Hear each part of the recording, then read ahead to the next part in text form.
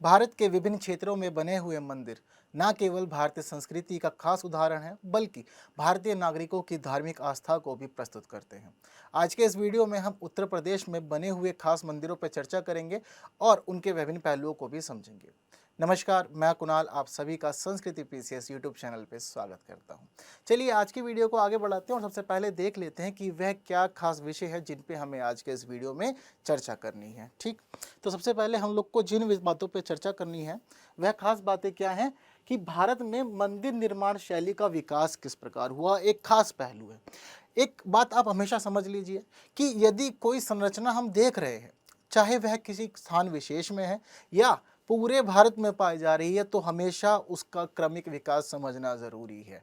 तो उन खास पहलुओं पे हम लोग सबसे पहले चर्चा करेंगे। इस प्रकार हम जानेंगे कि उत्तर भारत में प्रचलित नागर शैली की क्या क्या खास बातें हैं, तो उनकी सभी विशेषताओं को हम लोग इस वीडियो में समझेंगे। साथ ही थोड़ा सा हम लोग द्रविड़ जो शैली है मंदिर निर्माण की, इस शैली पे भी चर्चा करेंगे। क्यों करना है मैं आपको रीज़न बता देता हूँ। क्योंकि देखिए स्थिति यह है कि नागर और द्रविड़ शैली में बहुत सारी विभिन्नताएं हैं। तो यदि हम उन विभिन्नताओं को समझ लें तो हम लोगों के लिए यह टॉपिक समझना बहुत आसान हो जाएगा और हम एग्जाम में बहुत अच्छे से इनसे संबंधित चीज़ों को लिख पाएंगे। तो इसीलिए थोड़ा समझेंगे, अच्छे से थोड़ा कंपेयर करेंगे और आगे बढ़ेंगे। इसके अलावा हम जानेंगे कि उत्तर प्रदेश में कौन कौन से खास मंदिर हैं। ये सभी चीज़ें हमारे आज की वीडियो की खास हाईलाइट्स हैं। तो सबसे पहले आप लोग को मैं बता देता हूँ कि पहले देखते हैं हम लोग कि भारत में जो मंदिर निर्माण शैली का विकास हुआ, यह विकास किस प्रकार हुआ और उसका क्रम क्या है। चलिए आगे बढ़ते हैं और देखते हैं कि यहाँ पर क्या बताया गया है। सबसे पहले मैं आपको बता दूं कि देखते हैं एक प्रश्न। ठीक है, तो परीक्षा की तैयारी हम कर रहे हैं तो एक प्रश्न तो आना बनता है, ठीक है ना। तो ज़रूरी है कि हम पहले से तैयार रहें उस प्रश्न के लिए। तो वह प्रश्न आप लोग की स्क्रीन पे है, तो संभावित प्रश्न है ये, ठीक है। यानी कि इस प्रकार का ही कोई प्रश्न आपसे पूछा जाएगा। ठीक, तो क्या बात है यहाँ पर, उत्तर प्रदेश में मंदिर निर्माण शैली विकास को समझाते हुए उनकी प्रमुख विशेषताओं का उदाहरण या उदाहरण सहित उल्लेख कीजिए। ठीक है, ये बात आप लोग के सामने है। तो इस प्रकार का एक प्रश्न आ सकता है। अब यहाँ पर पहलू क्या क्या है जरा समझिए। उत्तर प्रदेश के बारे में है। क्यों हम लोग, क्योंकि तैयारी जो कर रहे हैं ये उत्तर प्रदेश विशेष परीक्षा की कर रहे हैं। ठीक, अब आपसे पहले विकास पूछा हुआ है कि ये विकास कैसे हुआ, तो आपको पता होना चाहिए क्रम क्या रहा। एक चीज हम लोग को अपने दिमाग में हमेशा रखनी चाहिए कि अगर कोई कार्य जीवन में पहली बार हुआ है, ठीक है, तो वह कार्य अपना बेस्ट नहीं दिखाएगा आपको। ठीक है, आप कुछ भी काम कर लीजिए। एग्जाम्पल देता हूं आपको, बहुत अच्छा सा एग्जाम्पल, आप बहुत इजीली रिलेट कर पाएंगे। जब आप पहली बार किचन में गए और आपने रोटी बनाने का प्रयास करा या सब्जी बनाने का प्रयास किया, तो क्या रोटी बिल्कुल गोल बनी या सब्जी में जो स्वाद आना चाहिए था वो बिल्कुल बेस्ट था? क्या कहते हैं, रोटी बिल्कुल गोल नहीं बनती। बहुत लोग ये शिकायत लंबे समय तक रखते हैं कि हमें पूरी गोल रोटी बनानी नहीं आई है। ठीक है, तो ठीक इसी प्रकार जब हम कोई नया कार्य शुरू करते हैं, तो उसी प्रकार जब मंदिर निर्माण का कार्य शुरू हुआ, नए नए मंदिर बने, तो उस अवस्था में मंदिर नहीं बने थे जो हम आज देखते हैं। एक क्रमिक विकास से वे गुजरे और अब हम लोग के सामने इस अवस्था में है। तो हर एक पहलू पे चर्चा की जाएगी। ठीक है, तो प्रश्न में पहली बात विकास की ही की गई है। इसके बाद आगे क्या बता रहा है कि उनकी प्रमुख विशेषताओं को भी बताना है। तो क्या क्या वे खास विशेषताएं हैं ये भी आपको पता होनी चाहिए उत्तर प्रदेश के मंदिरों में। ठीक, उदाहरण भी पूछे हुए हैं तो आपको पता होना चाहिए कि उत्तर प्रदेश में पाए जाने वाले कौन कौन से मंदिर खास हैं। ठीक है, चलिए कंटेंट पे बात करने से पहले मैं आपको एक चीज क्लियर कर देता हूं। वह क्या खास बात है कि उत्तर प्रदेश में जो खास तौर पे मंदिर निर्माण हम लोगों ने देखा, तो यह मुख्य रूप से कब हुआ? गुप्त काल में हुआ। ठीक है, गुप्त काल हम लोग जर्नली पढ़ते हैं मेन हिस्ट्री में, तो गुप्त काल में ही मंदिर निर्माण की जो शैली थी वे विकसित यहाँ पर हुई थी। अब किस प्रकार विकसित हुई, इसका एक क्रम था। सबसे पहले मैं वही क्रम आप लोग को बता देना चाहता हूँ। तो क्या क्रम था कि अगर हम लोग हिस्ट्री को समझना शुरू करते हैं, हड़प्पा सभ्यता, वैदिक काल, तो यहाँ पर एक खास बात हमें देखने को यह मिलती है कि मंदिर जो बने थे वह यहाँ पर अस्तित्व में ही नहीं आए थे। ठीक, अब मंदिर जो अस्तित्व में, उसके पीछे का बड़ा कारण क्या था? मूर्ति पूजा। अगर हम लोग हड़प्पा सभ्यता को समझते हैं तो कुछ अवशेष हमें मिले हैं मूर्तियों के, लेकिन अगर हम इतिहास को अच्छे से समझें तो मूर्ति पूजा जो अपने श्रेष्ठ स्तर पर पहुंची थी वह गुप्त काल में पहुंची थी। और हम देखते हैं कि गुप्त काल में ही हिंदू धर्म ने अपना वास्तविक रूप धारण कर लिया था और मूर्ति पूजा इत्यादि इत्यादि कर्म कांड भी वहीं विकसित हुए। ठीक इसी प्रकार जब हम देखते हैं कि गुप्त काल में मूर्तियां बन गई, तो अब चाहिए था कि खास स्थान। कभी कभी क्या होता है कि किसी व्यक्ति को आप बना दीजिए मुख्यमंत्री, ठीक है, अब वह व्यक्ति उसके बाद में क्या हो जाएगा, खास हो जाएगा। तो जन सामान्यों से नॉर्मली मिलना, ठीक है, एक साधारण आवास में रहना उसको बहुत छोटी चीज लगेगी, तो वह चाहेगा कि चीजें जो हो वो खास हो जाए मेरे लिए, यानी कि मेरा घर लोग देख के निकले तो बोले मुख्यमंत्री आवास है। या फिर वो आपको बताएंगे कि ये जो गाड़ी जा रही है ये किसकी है, हमारे मुख्यमंत्री की जा रही है। तो कुछ खास चीजें अपने आप ही शामिल हो जाती है। ठीक इसी प्रकार भारतीय सभ्यता में धर्म शुरुआत से ही खास पहलू बना हुआ है। ठीक इसी क्रम में क्या हुआ कि जब मंदिर बनने शुरू हुए तो उसके पीछे का कारण था मूर्ति पूजा। मूर्ति पूजा शुरू हुई साधारण रूप में, फिर लोगों ने सोचा कुछ खास बनाया जाए, तो इसलिए उन्होंने सोचा कि हम लोग कहाँ रहते हैं, घर में रहते हैं, सारे काम हम घर में करते हैं, तो ठीक इसी प्रकार का एक भवन जो है ना वो भगवान के लिए भी होना चाहिए। क्यों होना चाहिए, अब सबको मिलके पूजा करनी है या कोई खास स्थान होना चाहिए, तो यदि मूर्ति को नॉर्मली आप रख देंगे बिना किसी प्रोटेक्शन के तो क्या होगा, बारिश आएगी, आंधी आएगी तो वो खराब हो सकती है, क्षतिग्रस्त हो सकती है। तो एक प्रोटेक्शन देना भी पीछे इसके उद्देश्य था, ठीक है, मूर्तियों को प्रोटेक्शन देना भी इसका पीछे एक खास उद्देश्य था, इसीलिए मंदिर भी बनाए गए। ठीक, आगे देखते हैं अब वह पूरा का पूरा क्रम किस प्रकार से बंधा और कैसे मूर्ति बनने के कारण मंदिर अस्तित्व में आए, और आज के जो मंदिर हम देखते हैं वे कैसे क्रमबद्ध रूप से आगे चले। आइए अब समझते हैं इन सभी खास बातों को।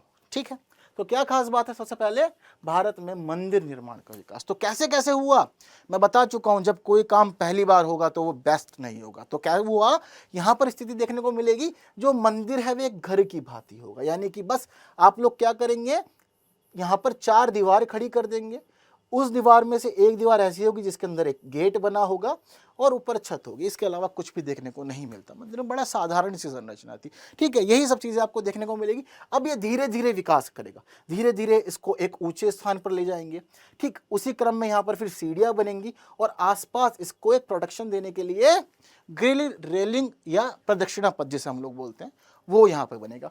फिर बाद में सोचेंगे थोड़ा अच्छा बनाया जाए, क्यों, ये मंदिर नहीं लग रहा कि मंदिर है, ठीक है ना, क्यों हम खास दिखेंगे, यह भी तो पता होना चाहिए। अब उस समय जो लोग थे उन्होंने सोचा कि हम लोग के घर भी ऐसे ही होते हैं जनरली, ठीक है ना, ऊपर एक छत हो गई, कमरा हो गया, रह रहे हैं, खा पी रहे हैं। तो अब कोई नया आदमी आए या हमारे गांव का या क्षेत्र का कोई आदमी हो, उसे ये कैसे पता लगेगा कि ये एक मंदिर है। तो लोगों ने सोचा कि इसको शिखर देते हैं। अगर हम आज भी ये खास टेंडेंसी समझें तो हम अगर दूर से देखते हैं कि छत सपाट नहीं है, यदि शिखर हमें कहीं दिख रहा है तो हम समझ जाते हैं कि यहाँ एक मंदिर है। ठीक, तो इस प्रकार से यह क्रम जो था वह डेवलप हुआ। अब आगे समझते हैं कि यहाँ पर क्या बात हम लोग के सामने की गई है। तो कह रहे हैं कि वर्गाकार गर्भगृह और खंभों से युक्त द्वार मंडप के विकास के साथ गुप्त काल में मंदिरों की वास्तुकला का आविर्भाव हुआ। अभी कुछ खास बात नहीं बता रहे, सिर्फ इतना बताया कि शुरू कब हुआ, गुप्त काल में। कैसे शुरू हुआ, वर्गाकार गर्भगृह, यानी कि एक बस चौकोर सा रूम हुआ करता था, उसमें एक स्थान पर देवता होते थे और लोग एक साइड से एंट्री करते थे। जो भी विधि थी उस समय की पूजा अर्चना करने की, वह सभी काम करके वे सीधा वापस उसी गेट से बाहर आ जाया करते थे। आगे क्या बता रहे हैं, प्रारंभिक चरणों में मंदिर की जो छत थी वो सपाट हुआ करती थी, ठीक, बहुत नॉर्मल सी हुआ करती थी। और जर्नली इस समय के जो मंदिर हुआ करते थे वह कैसे हुआ करते थे, एक ही पत्थर को काट कर बनाए जाते थे, एक ही पत्थर को। यदि हम हिस्ट्री समझते हैं तो हम देखते हैं कि भारत में बहुत सारे ऐसे मंदिर थे जो एक ही पत्थर को काट करके बनाए गए थे। तो यहाँ पर वही चीज है कि आपको बता रहे हैं कि शुरुआती जो मंदिर थे वो कैसे थे, वे मोनोलिथ हुआ करते थे। ठीक है, अगली बात यहाँ पे क्या खास है, कह रहे हैं कि कालांतर में तक्षित यानी कि गढ़े हुए शिखर जो थे वे शुरू हुए। ठीक है ना, कालांतर में क्या हुआ, शिखरों का प्रश्न शुरू हुआ, यानी कि जो सपाट छत थी अब वह सपाट नहीं रही, वह शिखर वहां पे देखने को हम लोग को मिलने लगे। ठीक है, तो क्रमिक रूप से इनका विकास शुरू हुआ। आगे क्या कह रहे हैं कि इस क्रमिक विकास को 5 चरणों में विभाजित किया जाता है, यानी कि शुरुआत में जो मंदिर था वह सामान्य सा ही था, 4 दीवार, एक सपाट छत, सिंपल और कुछ नहीं। अब जो विशेषज्ञ हैं वे लोग ये मानते हैं कि भारत के जो मंदिर हम आज देखते हैं वे 5 चरणों से गुजरे। कितने चरणों से, 5। तो ज़रूरी है कि आपको वे सभी चरण पता होने चाहिए। तो कौन कौन से चरण से गुजरना पड़ा मंदिरों को, समझते हैं एक बार। तो सबसे पहले देखते हैं पहला चरण क्या कह रहा है। शुरुआत के मंदिर जो थे आपको बता चुका हूँ, अब तस्वीर भी आप लोग के सामने है। देखिए कुछ खास नहीं है, सिर्फ यहाँ पर सपाट छत, दीवारें हैं जनरली और एक एंट्री गेट है। ठीक है, यह एक खास मंदिर है अपने आप में। ठीक है ना, ऐसे मंदिर हम लोग आज तो नहीं देखते, तो इसलिए इसका संरक्षण ज़रूरी है।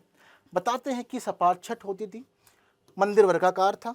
ठीक है, द्वार मंडप को उथले स्तंभों पर निर्मित किया जाता था। जनरली ऐसा होता था कि जो द्वार मंडप था, गेट वगैरह जो उसकी संरचना थी वो थोड़ी सी उथली थी, कुछ ज़्यादा भी हम लोग नहीं देखते हैं। ठीक है, आगे कह रहे हैं कि संपूर्ण संरचना को कम ऊंचाई के मंचों पर निर्मित किया जाता था। ठीक, उदाहरण सांची में बना हुआ मंदिर संख्या 17 है ये। ठीक है, तो जो मंदिर आप लोग के सामने है ये सांची का एक मंदिर है। क्लियर है बात? चलिए, तो ये पहला चरण था। अब देखते हैं कि दूसरे चरण में परिवर्तन क्या हुए मंदिरों में। तो कहते हैं कि मंदिर जो थे अब वो ऊंचे होने लगे। ठीक है, धीरे धीरे उनको अब उठाने लगे जमीन से। क्यों? कई कारण थे। एक तो क्या है कि भारत में हम लोग देखते हैं कि शुरू से ही बाढ़ काफ़ी आती है, पानी हम देखते हैं। ठीक, इसके अलावा जानवर काफ़ी हैं यहाँ पे ना, तो जो भी हमें खतरा महसूस होता था, तो खतरे से बचने के लिए क्या किया गया, मंदिरों को धीरे धीरे ज़मीन से उठाना शुरू कर दिया गया। ठीक, आगे क्या कह रहे हैं, कहीं कहीं 2 मंजिला मंदिर भी हमें देखने को मिल रहे हैं भारत में। ठीक, हालांकि वे मंदिर जो हैं अभी अच्छी अवस्था में नहीं। क्यों? हम गुप्त काल के समय की बात कर रहे हैं, तभी तो इस चीज़ शुरू हुई थी ना। तो क्या बता रहे हैं कि 2 मंजिला मंदिर भी ऐसा लगता है कि होते थे, लेकिन अभी फिलहाल काफ़ी टूट फूट हो गई है। इस चरण का एक और महत्वपूर्ण संयोजन गर्भगृह के चारों ओर ढका हुआ मार्ग है। अब एक नई जो विधि थी वह शुरू हुई कब? दूसरे चरण में शुरू हुई। इन लोगों ने क्या कर दिया, जो मेन मंदिर हुआ करता था, ठीक है, उस मंदिर के आसपास इन्होंने सोचा एक खाली स्पेस बना दिया जाए। ठीक है, अब एक खाली स्पेस का मतलब क्या था, ये एक तरह का प्रदक्षिणा पथ है। ठीक, साधारण भाषा में आपको कहूँ तो हम लोग मानते हैं कि परिक्रमा करना। ठीक, तो यह एक चलन बना हुआ है सामान्य रूप से। तो जनरली लोग जब दर्शन करने आते हैं तो परिक्रमा भी करते हैं। तो यह जो परिक्रमा वाली विधि है यह यहीं से शुरू हुई थी, जब मंदिर जो था उसके आसपास में एक खाली मार्ग बना दिया जाने लगा। ठीक, चलिए, ये जो मंदिर आप लोग के सामने कहाँ का है, मध्य प्रदेश का नाचना कुठार का ये पार्वती मंदिर है। ठीक, तो ये सभी बात आपको क्लियर है। कौन सा चरण है ये? यह है दूसरा चरण है। अब तीसरे चरण में क्या परिवर्तन हुए मंदिर में वे समझते हैं। तो सपाट छठे अब हट गई यहाँ से। ठीक है, पहले हम देख रहे थे कैसी छत थी, बिल्कुल सपाट प्लेन छत हुआ करती थी। अब मैं बता चुका हूँ कि उसको विशेष बनाने का काम धीरे धीरे लोग शुरू करेंगे और क्रम में आगे बढ़ेंगे। तो अब क्या होगा, लोग सोचेंगे कि बहुत ज़्यादा ऑर्डिनरी लग रहा है, खास बनाते हैं। तो अब लोगों ने शुरू किया इसको एक शिखर दे देना। अब ये भी मत सोचिएगा कि ये जो शिखर यहाँ बनने शुरू हुए हैं ये बहुत अच्छे बन रहे थे, ये भी मैं क्लियर कर चुका हूँ। पहली बार कोई काम होगा तो बहुत ज़्यादा अच्छा नहीं करेंगे हम लोग। ठीक, तो यहाँ पर क्या बताते हैं कि जो मंदिर थे शुरुआत में वो कैसे थे, अभी कम ऊंचाई रखते थे अपने आप में। ठीक है, धीरे धीरे फिर और अच्छा आकर्षक दिखाने के लिए ऊंचाई बढ़ाई गई, ताकि लोगों को दूर से दिख जाए कि हाँ मंदिर उस जगह है। इस कार्य के लिए भी ऊंचाई बढ़ाई जा रही थी और उनको अच्छा दिखाने का कार्य भी किया जा रहा है। तो अलग अलग डिजाइन्स या सीढ़ी नुमा आकृति उस समय बननी शुरू हुई। ठीक, आगे क्या कह रहे हैं कि मंदिरों को बनाने की पंचायतन शैली भी यहाँ शुरू हो गई। अब शिखर तो हमने दे दिया, उसके बाद पंचायतन शैली शुरू हुई। अब क्वेश्चन रेज होना चाहिए ना कि पंचायतन शैली एक्चुअल में क्या है। शिखर तो हमें पता लग गया क्या है, लेकिन ये पंच क्या होता है, ये पंचायतन शैली मंदिर में क्या बनी है। तो देखिए ये जो टर्मिनोलॉजी है ना, हम समझ सकते हैं कि ये पंचायत से बनी है। किससे? पंचायत। गांव में जनरली हम देखते हैं, पंचायत को हम पढ़ते भी हैं। तो क्या होता है, एक जो टर्म बनी हुई है पंचायत का मतलब होता है कि गांव के 5 खास लोग। ठीक, अब इन 5 में क्या होगा, एक जो होगा वो सरपंच होता है। ठीक है, एक व्यक्ति क्या बन जाएगा यहाँ पर, सरपंच होगा, यानी कि सभी पंचों में यह मुख्य आदमी है। बाकी जो 4 हुए वो भी है तो पंच, लेकिन इसके बराबर नहीं है। यह स्थिति कैसी है, प्रधानमंत्री जैसी होती है कि है तो सब मंत्री पर वो प्रधानमंत्री है, बाकी अलग अलग विभागों के मंत्री हुए। ठीक है, तो ठीक इसी प्रकार पंचायतन शैली भी हुआ करती थी मंदिरों में। क्या होता था कि मंदिर जो होगा वो होगा तो किसी एक खास देवता का। किसका मंदिर होगा? किसी एक खास देवता का मंदिर होगा। अब हम लोग उसको जनरली क्या बोलते हैं, शिव मंदिर है, पार्वती मंदिर है, कृष्ण मंदिर है, विष्णु मंदिर है, ऐसे एग्जाम्पल हम लोग बोलते हैं, हनुमान मंदिर है। ठीक है, अगर ये स्थिति हम आज के समय में समझे तो बिल्कुल सेम है। अभी क्या होगा कि अगर आप किसी मंदिर को देखते हो तो उसके बाहर लिखा होगा प्राचीन शनि मंदिर, कहीं गए वहां लिखा हुआ है प्राचीन शिव मंदिर, कहीं प्राचीन कृष्ण मंदिर। लेकिन जब आप मंदिर के अंदर एंट्री करते हैं तो आप क्या पाते हैं कि वहां पर भगवान तो सभी मौजूद हैं। तो इसे ही पंचायतन शैली कहते हैं, यानी कि मंदिर जो होगा वो होगा तो किसी एक खास देवता का, लेकिन बाकी सभी जो देवी देवता हैं वो भी हमें वहां पर मिलेंगे ही मिलेंगे। ठीक है, तो इसे ही पंचायतन शैली कहते हैं। आप लोगों ने याद रखना है, क्वेश्चन यहां से भी अच्छे बन सकते हैं। चलिए अगली बात समझते हैं। तो ये जो मंदिर है कहाँ का है, देवगढ़ का दशावतार मंदिर है। कहाँ पर, उत्तर प्रदेश में। ठीक है, तो यह उदाहरण आप लोग के सामने जो है यह उत्तर प्रदेश का ही मंदिर है, इसीलिए ये मंदिर अपने आप में खास है। हालांकि इस मंदिर को अगर आप देखेंगे तो आप पाएंगे कि आजकल लगता है कोई पूजा करने आता होगा, क्या लगता है, खंडित हो गया है। बता चुका हूं पुरानी चीजें, ऐसा माना है इतिहासकारों ने कि यहाँ पहले बाउंड्री थी अच्छी खासी, ठीक है, जिसको हम लोग प्रदक्षिणा पथ कह रहे हैं। ऊपर अगर हम देखें तो शिखर भी इसका पूरा नहीं है, खंडित हो गया है बहुत ज्यादा। ठीक है, तो ये कैसे, बारिश से, आंधी तूफान से, या फिर भारत पे जो आक्रमण हुए हैं उनकी वजह से ही है आज इस स्थिति में। हालांकि अच्छी बात यह है कि फिलहाल हम लोग को ये देखने को मिल रहा है, ऐसा भी हो सकता था कि ये पूरा ही ध्वस्त हो जाता तो हम देख भी नहीं पाते। ठीक है, चलिए अब देखते हैं कि तीसरा चरण तो हम लोगों ने समझ लिया, अब चौथे चरण में क्या खास बात हुई, जरा एक बार उसको भी देखते हैं। तो चौथा चरण है यहाँ पर, मुख्य मंदिर अधिक आयताकार हो जाएगा। अभी तक हम लोग क्या देख रहे थे कि जो मंदिर था एक छोटी जगह में बन रहा था, एक जर्नल एक रूम टाइप हो रखा था, वो भी काफी ज्यादा बड़ा नहीं था। अब क्या होगा कि लोगों ने इसको डिजाइन करने का काम तो शुरू कर दिया था, अब थोड़ा सा इसको विस्तार भी देंगे और इसका जो क्षेत्रफल था वह भी यहाँ बढ़ाएंगे। तो ये देखिए एक अलग मंदिर है आप लोग के सामने। ठीक है, ये कौन सा मंदिर है, शोलापुर का तेर मंदिर है। तो थोड़ा ये बड़ा है और प्राचीन भी है। ठीक है, तो इस प्रकार क्या देखते हैं हम लोग कि धीरे धीरे मंदिर की जो चौड़ाई थी, जो क्षेत्रफल था, वो भी बढ़ा और उसकी ऊंचाई भी बढ़नी शुरू हुई। ठीक है, चौथे चरण को समझ लेने के बाद अब चलिए आगे बढ़ते हैं और देखते हैं कि पांचवें चरण में क्या क्या बदलाव हुए और क्या नई चीजें यहाँ पर जुड़ी। ठीक, ये बात भी ध्यान रखनी है कि पीछे जो भी परिवर्तन हुए वे सभी परिवर्तन भी यहाँ देखने को मिलेंगे। अब कुछ खास नहीं बदलेगा, लेकिन मंदिर के जो आकर्षण की चीजें हैं वह अब यहाँ से बढ़ना शुरू हो जाएंगी। ठीक है, तो क्या कह रहे हैं कि मंदिर जो बने अब वो कैसे थे, बाहर की ओर, किस प्रकार के, उथले किनारों वाले। कैसे किनारे, आयताकार किनारे बनेंगे अब। ठीक है, और जो मंदिर का जो शेप है वह कैसा हो जाएगा, वृत्ताकार शेप हो जाएगा मंदिर का। ठीक है, तो ये एक मंदिर में एक नया परिवर्तन यहाँ पर जुड़ा। ठीक है, ये नया आयाम मंदिर में जुड़ा और देखते हैं कि ये जो मंदिर है कैसा है, एक वृत्ताकार मंदिर है। आगे क्या कह रहे हैं कि इससे पहले की जो विशेषताएं हैं वह सब वैसे ही बनी रही। ठीक है, बता चुका हूँ ऑलरेडी। तो ये जो मंदिर आप लोग के सामने स्क्रीन पर है कहाँ का है, राजगीर का मनियार मठ है, ये जो आप लोग अभी देख रहे हैं। ठीक है, मैं आपको पीछे बताया था कि भाई प्रदक्षिणा पथ रहेगा, एक नया रास्ता लोगों ने जोड़ा था और वह कैसा था, ढका हुआ था। ठीक है, तो मंदिर में जिस चीज़ की ज़रूरत महसूस होगी ना वह सभी काम भी किए जाएंगे। अब ये क्यों था, शुरुआत में जब प्रदक्षिणा पथ बना तो वह ढका हुआ नहीं था, फिर बारिश में लोगों को परेशानी हुई। ठीक है, आंधी तूफान जब रहे तो परेशानी हुई, तो उस वजह सोचा कि चलो थोड़ा प्रोटेक्शन देते हैं ताकि बारिश वगैरह से ठीक रहे और धूप में भी जो यहाँ पर परिक्रमा का कार्य है वह निरंतर चलता रहे। तो इसी वजह से इसको ढकने का कार्य शुरू कर दिया। तो यह जो विकास था ये पांचवें चरण में हम लोग को देखने को मिल जाता है। तो हम लोगों ने क्रमबद्ध रूप से समझा कि भाई किस प्रकार से पहले चरण में मंदिर बिल्कुल सपाट छत वाले थे, सिर्फ 4 दीवारें हुआ करती थी, बीच में देवता हुआ करते थे, और एक क्रमबद्ध रूप से बढ़ा और बढ़ते बढ़ते हम देखते हैं कि पंचायतन शैली का विकास हुआ, शिखरों का विकास हुआ, प्रदक्षिणा पथ का विकास हुआ, मंदिर ऊंचे उठे और आकर्षण का बढ़ता चला गया। ठीक है, फिर इसके बाद कुछ कुछ नई नई चीज़ें और जुड़ती चली गई, जैसे कि शुरुआत में झंडा नहीं हुआ करता था, फिर लोगों ने शुरू किया कि भाई दिखना चाहिए। तो अब क्या होता है, अब जनरली हम देखते हैं तो मंदिरों के ऊपर जो शिखर होता है उस शिखर के सबसे जो ऊंचा बिंदु होता है वहां पे झंडे लगे हुए रहते हैं।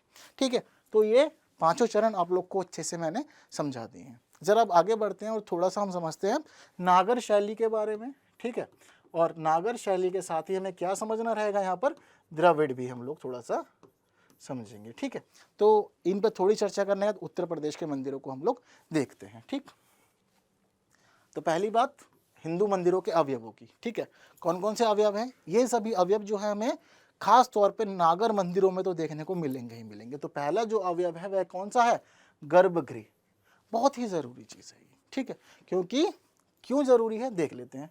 ये सामान्य रूप से कक्षी का अर्थात एक छोटा कक्ष होता था। ठीक है, अब छोटा सा कक्ष बना रहे हैं, पर क्यों बना रहे हैं? क्योंकि यहाँ पर हमारे जो मुख्य देवता होते हैं उनको बिठाया जाता है। ठीक, मैं समझाता हुआ आ रहा हूँ अभी कि किसी एक मंदिर को एक खास टैग हम लोग दे देते हैं कि ये जो मंदिर आप देख रहे हैं ये प्राचीन शिव मंदिर है या फिर ये प्राचीन शनि मंदिर है। हम लोग देखते हैं कि ये सभी चीज़ें हमें जनरली हमारे नॉर्मल लाइफ में देखने को मिल जाएगी। ठीक है, तो वहाँ का जो मुख्य देवता है उस मंदिर के, उन्हें ही इस कक्ष में बैठाया जाता है, तो इसको गर्भगृह कहते हैं। चलिए, तो ये खास बात थी पहले अवयव की जिसको गर्भगृह कहते हैं। इसके आगे क्या कह रहे हैं? अब मंडप। अब ये मंदिर के अंदर मंडप क्या होता है? तो यह प्रवेश स्थल होता है मंदिर का। ठीक है, हम लोग जनरली इसको गेट बोलते हैं या द्वार बोलते हैं, लेकिन अगर हम भाषा समझें जो प्राचीन चली आ रही है तो वहाँ इसको मंडप कहा जाता था। यह कोई द्वार मंडप या सभा भवन हो सकता है। ठीक है, तो ये दोनों में से कुछ भी हो सकता है। इसे सामान्य रूप से बड़ी संख्या में पूजा करने वाले लोगों को इकट्ठा करने के लिए, उनकी सभा के लिए, या कई बार होता है कि ज़्यादा भीड़ है या आरती हो रही है तो वह लोग क्या करेंगे, वहाँ पर बैठ सकते हैं या खड़े हो सकते हैं। तो इसीलिए मंदिर में ये खास चीज़ बनाना ज़रूरी हो गया। शुरुआत में क्या था कि जनरल मंदिर था। ठीक है, छोटा सा कक्ष, एक गेट और अंदर एक देवता। अब हम सभी चीज़ें देखते हैं कि हिंदू धर्म के अंदर खास पर्सनल है, किसका आरती होती है, अर्चना होती है। कई बार कुछ खास फेस्टिवल है, जैसे अगर हम समझें तो सावन के महीने में क्या होता है, भगवान शिव की बहुत ज़्यादा पूजा अर्चना होती है, तो श्रद्धालु बड़ी संख्या में आते हैं। ठीक है, जन्माष्टमी पे कृष्ण भगवान के मंदिर में बहुत लोग जाते हैं। अब उसी भीड़ को टैकल करने के लिए क्या हुआ, मंदिर में ये टर्म जोड़ी गई। ठीक है, ताकि जब लोग इकट्ठे आ जाएं तो वे आराम से खड़े हो सके या बैठ सकें या आरती का आनंद भी वे लोग ले सकें। ठीक है, तो यह इसलिए अपने आप में खास है। आगे क्या कह रहे हैं आप? आगे यहाँ पर अगली जो बात है वह बात यहाँ पर आपको देखने को मिलेगी शिखर के बारे में। यह पर्वत जैसा होता है। ठीक है, बता चुका हूँ, मंदिर के जो टॉप आपको ऐसा देखने को मिलता है उसको ही नागर शैली में शिखर कहते हैं। ठीक है, हालांकि ये हो सकता है कि पिरामिड ये हो। ठीक है, पिरामिड इसी प्रकार बनते थे, तो ये इस प्रकार भी हो सकता है, ये वक्रीय भी हो सकता है, यानी कि कर्व देखने को मिल सकता है आपको इस प्रकार का, इस प्रकार का। ठीक है, हालांकि ये बहुत अच्छी ड्राइंग नहीं है, बट ये अलग अलग तरह से डिज़ाइन हम लोग देखते हैं कि मंदिरों के ऊपर बने होते हैं। ठीक है, अगली बात क्या है यहाँ पर, तो कह रहे हैं कि अब वाहन भी इसमें एक खास अंग है। अब ये वाहन क्या होता है? ठीक, चलते हैं फिर एक बार हिंदू देवी देवताओं की ओर, थोड़ा सा समझना आसान हो जाएगा। भगवान शिव, अगर हम देखें कि वे किसके ऊपर गमन करते थे, यानी कि उनकी सवारी क्या थी, तो नंदी बैल। ठीक है, ठीक इसी प्रकार हम देखते हैं कि जो अलग अलग भगवान हैं उनसे अलग अलग जीव जुड़े हुए हैं। ठीक है, तो वे क्या है, वे उनकी सवारी हैं। शनि भगवान की अलग है, कृष्ण जी के संबंध में हम अलग जोड़ देते हैं। ठीक है, तो ये चलन चला आ रहा है। गणेश जी के लिए हम लोग बोलते हैं कि क्या चूहा खास होता है, तो यह वही बात है। ये बता रहे हैं कि वाहन को भी यहाँ पर मंदिरों में खास स्थान मिलता है। जैसे कि हम देखेंगे कि भगवान शिव का मंदिर होगा तो वहाँ पे नंदी जरूर देखने को मिलेंगे। ठीक है, इस प्रकार गणेश जी के मंदिर में चूहा आपको जरूर देखने को मिलता है। तो ये वही बता रहे हैं कि प्रमुख देवता का आसन या वाहन। अब कुछ भगवानों का खास आसन है, जैसे कि देवियों की अगर हम बात करें, जैसे कि कौन, सरस्वती जी कैसे बैठते हैं, फूल पे। अगर हम बात करें भगवान विष्णु की तो क्या, शेषनाग। तो ये इनके अपने अलग अलग आसन है, तो इन मंदिरों में इनको भी खास जगह दी गई है। ठीक है, हो सकता है कि वो कोई आसन हो जैसे कि फूल वगैरह, या फिर शेषनाग, या फिर उनकी सवारी। ठीक है, तो यह उसी से संबंधित बात है। तो कह रहे हैं कि यह पवित्रतम स्थल के ठीक सामने, यानी कि जहाँ पर मुख्य देवता होंगे ये उनके ठीक पास होगा। क्लियर है बात? तो ये चार जो खास बातें हैं, खास अवयव है, ये हमें नागर शैली के मंदिरों में देखने को ज़रूर मिलेगा। अब बात चलते हैं सीधे सीधे नागर शैली की तरफ लेकर के, आपको बताते हैं कि नागर शैली के अगर कोई मंदिर है, यदि आपको आइडेंटिफाई करना है ना मंदिर देख करके कि किस शैली का है, तो आप बहुत इजीली समझ पाएंगे इन बातों को जानने के बाद। ठीक है, तो पहली क्या खास बात है इस मंदिर में, पंचायतन शैली आपको देखने को मिलेगी, जो हम उत्तर भारत में देखते हैं। यदि हम दक्षिण भारत में जाएं तो मंदिर जो है ना वो एक देवता के हो जाते हैं, जैसे कि कार्तिकेय होते हैं, वहाँ पे बहुत पूजा होती है दक्षिण भारत में ना। तो अगर मंदिर उनका है तो सिर्फ और सिर्फ एक ही देवता का मंदिर रहेगा। दूसरी बात, भूमि के ऊंचे चबूतरे पर बनाया जाता है, यानी कि उसको आधार वेदी कुछ भी बोल सकते हैं, तो एक बेस मिलेगा। ठीक है, तो बेस मिलने के बाद क्या होगा, उसकी ऊंचाई थोड़ी बढ़ जाती है। ठीक, प्रोटेक्शन इसका पीछे एक बड़ा रीजन है।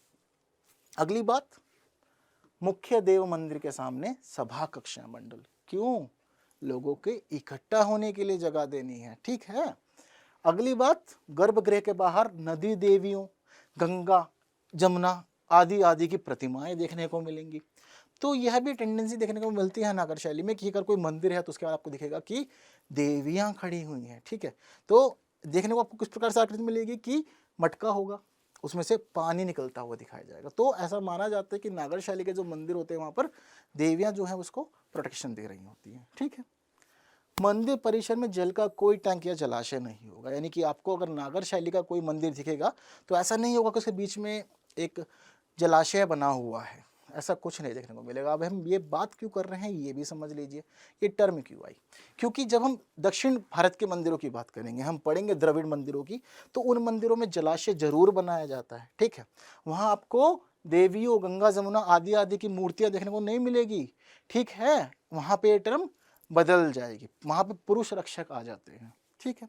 इसके अलावा क्या कह रहे हैं कि इसमें जो शिखर होता है नागर मंदिरों में वो 3 प्रकार का होता है। ठीक, 3 प्रकार क्यों? क्योंकि चीज़ें थोड़ी थोड़ी सी अलग है, इसलिए उनको 3 कैटेगरी में बांट दिया गया है। ठीक है। अब यहाँ पर क्या कहते हैं कि कैसे कैसे शिखर होंगे, तो बताते हैं कि पहला जो शिखर है उसको रेखा प्रसाद या फिर लतीन कहा जाता है। अब इसमें क्या खास होगा, ये आधार पर तो वर्गाकार होंगे। ठीक है। उसके बाद क्या होगा, शीर्ष पर स्थित बिंदु की ओर दीवारें अंदर की ओर वक्रित हो जाएंगी। ठीक है, तो कर्व बनेगा, एक कर्व के आधार पर ये ऊपर बढ़ेंगे और एक पॉइंट पे आके दोनों साइड से ये मिल जाता है। ठीक है, तो सब तरफ से ये मिल जाएगा। आधार इसका कैसा है, वक्राकार चकोर है, तो ठीक इस प्रकार से ये आकर के मिल जाएगा सेंटर पे। ठीक है। चलिए, दूसरी जो शैली है शिखर निर्माण की, क्या कहते हैं इसको, फमसाना। इसमें क्या होता है, शिखर का आधार अधिक चौड़ा होगा। ठीक है जी। अब शिखर का आधार अधिक चौड़ा होगा और लतीन की अपेक्षा उनकी ऊंचाई कम होगी, यानी कि इनकी हाइट बहुत ज्यादा नहीं होगी। ठीक है ना, कुछ ये कम ऊंचाई पर बनेंगे और शीर्ष बिंदु की ओर सीधी रेखा में ढलान बनाएंगे। ठीक है, तो जब ये ऊपर की तरफ बढ़ेंगे तो बिल्कुल ये एक सीधा कर्व लेंगे, ना सीधा सीधा रेखा बनाएंगे, तो उसमें कोई कर्व नहीं होगा। ठीक है, बिना कर्व के बनेंगे, ना तो वो कर्व अंदर की तरफ होगा, ना ही वह बाहर की तरफ कर्व बनेगा। ठीक है ना, तो सीधी रेखा रहेगी। ठीक, ना ये इस प्रकार होगा ना ये इस प्रकार होगा, ऐसा कुछ भी नहीं बनेगा। ठीक, तो पहला रेखा परासद, दूसरा फमसाना, ये शिखर निर्माण की बात है। तीसरी बात, वल्लभी। क्या खास है इसमें, इसका आधार जो है वह आयताकार होता है और छतें गुंबदाकार प्रकोष्ठ का निर्माण करती हैं। ठीक है, ये फोटो आप लोग के पास ही है। ठीक है, आप देख सकते हैं, ये इसी प्रकार का एक उदाहरण है। और इन्हें अर्ध गोलाकार छतें कहा जाता है, यानी कि छत जो है वो पूरी तरह से गोल तो नहीं बना सकते, तो क्या होगा, अर्ध गोलाकार शैली जो है वो हमें देखने को इसके साथ में मिलती है। आगे क्या बता रहे हैं कि शिखर का ऊर्ध्वाधर शीर्ष एक क्षैतिज यानी कि नलियुक्त चक्र के रूप में समाप्त होता है, यानी कि बता रहे हैं कि जो शिखर जब खत्म होगा इसका, तो वहां पर एक नलियुक्त चक्र बनाया जाता है। ठीक है, ये चक्र आपके सामने, इसमें क्या होगा, बीच में एक होल होता है और यह पूरा बना होता है। अब इस चक्र की क्या खास भूमिका है, तो कह रहे हैं कि इसको आमलक कहते हैं। ये भी कहाँ देखने को मिलता है, नागर शैली के मंदिरों में। ठीक, जब हम आमलक से ऊपर जाएंगे तो देखेंगे कि बर्तन जैसा कुछ रखा हुआ है, तो इसको क्या कहते हैं, कलश कहते हैं। ठीक, तो ये खास जो बात है वह किसकी है, वल्लभी के जो शिखर हैं उनकी बात है। तो 3 प्रकार के अलग अलग शिखर हम देखते हैं कि नागर शैली में बने हुए हैं। ठीक है, चलिए अगली बात अब हम आगे कर लेते हैं, वह क्या बात है, दीवार विभाजन की। तो ये भी एक टर्म है जो नागर शैली के मंदिर में देखने को मिलती है। तो क्या करते हैं कि दीवारों को बांट देते हैं अलग अलग क्रम में। क्यों बांट देते हैं, अब हो सकता है कि ये 3 भागों में बटी हुई हो सकता है 5 में बटी हो, या फिर 7 में बटी हो, या फिर 9 में बटी हो, ये हो सकता है। अब क्यों दीवारों को बांट रहे हैं, क्या जरूरत पड़ी कि मंदिर में भी भाई इस प्रकार से कार्य करना पड़ा? तो बताते हैं कि दीवारों को क्षैतिज भागों में विभाजित किया जाता है जिन्हें रथ कहा जाता है। ठीक है, अगर 3 है तो 3 रथ, ठीक है, 7 है तो 7 रथ, 5 है तो 5 रथ, पंचरथ, सप्तरथ, त्रिरथ, इस तरह से इसको बोलते हैं। तो क्या कह रहे हैं कि अगर 3 भागों में बटा तो ये त्रिरथ हो जाएगा, 5 भागों में पंचरथ, 7 में सप्तरथ, ठीक, यहाँ तक कि 9 रथ तक भी देखने को मिलता है। क्यों? मंदिर के इन विभिन्न भागों में कथात्मक मूर्तियां बनाई जाती हैं। हम लोग देखते हैं कि जो मंदिर है उत्तर भारत के, उनकी जो दीवारें होती है अंदर की, वहाँ पे कथाएं लिखी होती हैं। अब ये कुछ भी हो सकता है कि अगर आप भगवान कृष्ण के मंदिर में जा रहे हो तो वहाँ पे आपको महाभारत के कुछ दृश्य देखने को मिले। राम मंदिर में अगर आप गए तो आपको रामायण के दृश्य देखने को मिल सकते हैं। यदि आप शिव मंदिर में जाते हैं तो हो सकता है कि आपको वहाँ पर, ठीक है, जो जहर निकालने का काम हुआ था, विष का काम हुआ था, वह सभी आकृतियां देखने को मिल जाए, या फिर भगवान शिव का जो जीवन है कैलाश पर वो देखने को मिल जाता है, उनका विवाह देखने को मिलता है। ये कथा रूप में वहाँ पर इनकी आकृतियां बनाई जाती हैं। ठीक, तो इसलिए इनको विभाजित किया जाता है अलग अलग भागों में। ठीक है, और इसके चारों ओर क्या है, गर्भगृह के चारों ओर प्रदक्षिणा पथ भी होता है। ये बात आपको बता रहा हूँ कि क्रमबद्ध रूप से किस प्रकार से ये विभाजित हुआ था। ठीक है, चलिए आगे बढ़ते हैं और अगली बात हम देखते हैं द्रविड़ शैली के बारे में भी थोड़ी सी चर्चा कर लेते हैं। थोड़ा इजी हो जाएगा समझना, थोड़ा सा कंपेयर हो जाएगा। तो जैसे कि क्या होता है, यहाँ मंदिर के चारों ओर एक 4 दीवारी होगी।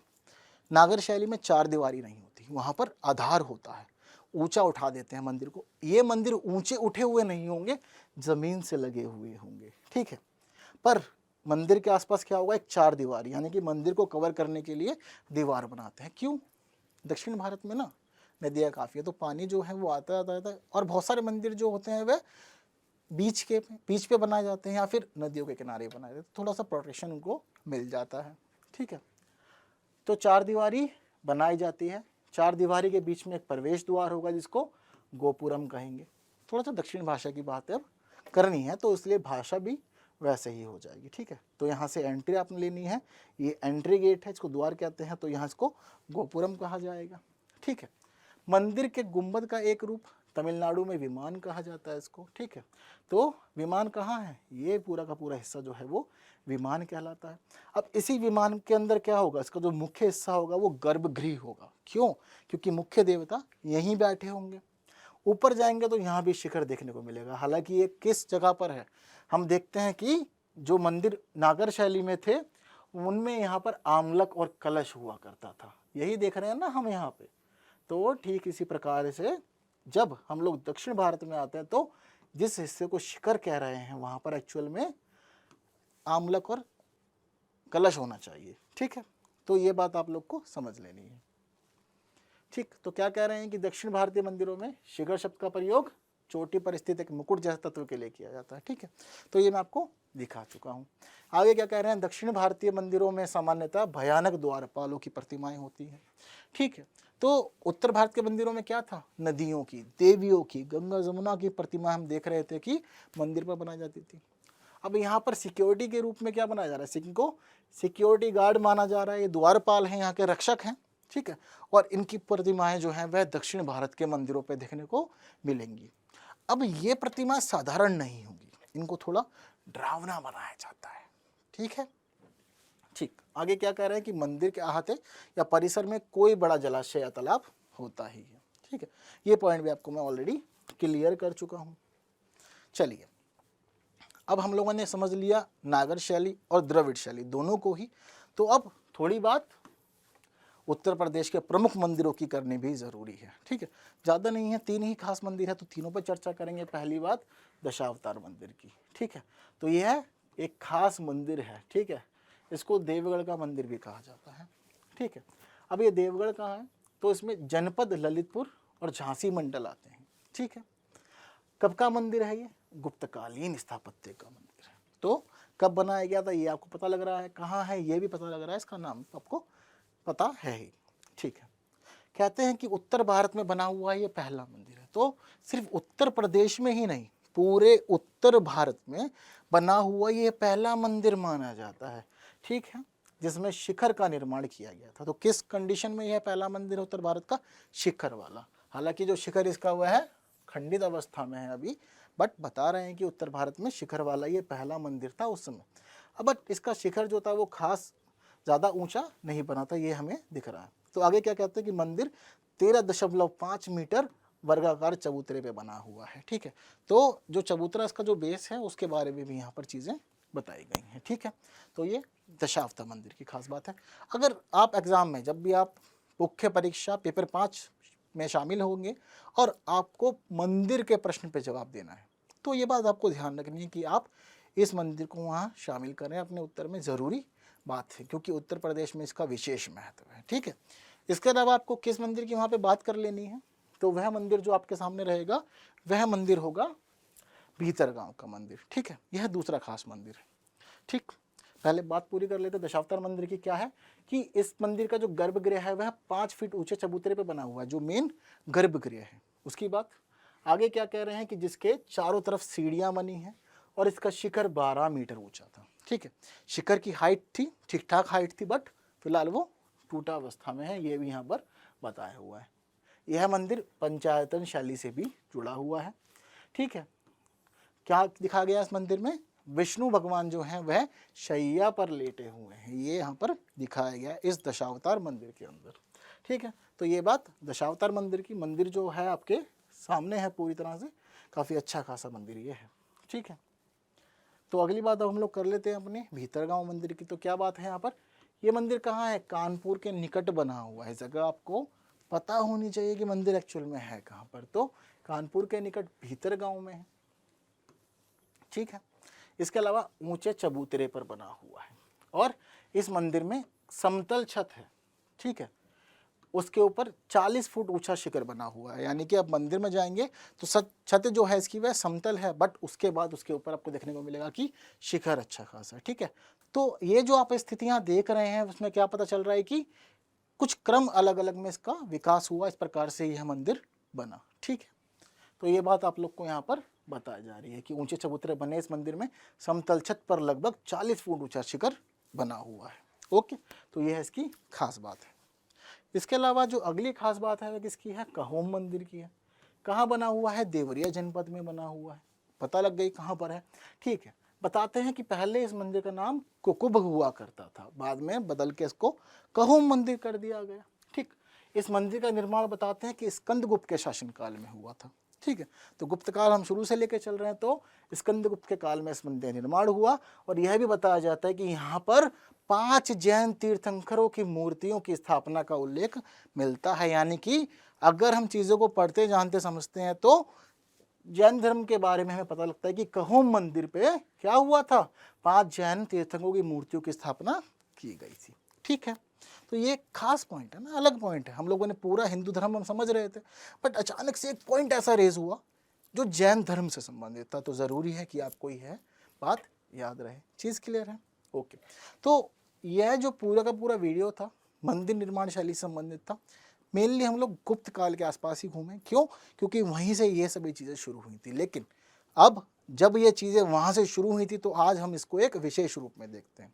तो मुझे लगता है कि ये जो वीडियो था आपके लिए अच्छा रहा होगा, नई नई चीज़ें जानने समझने को मिली होगी, और एक खास प्रश्न यहाँ से बन सकता है, इसकी पूरी संभावना है। इसीलिए ये जो पूरी क्लास थी आपको यहाँ पर दी गई है।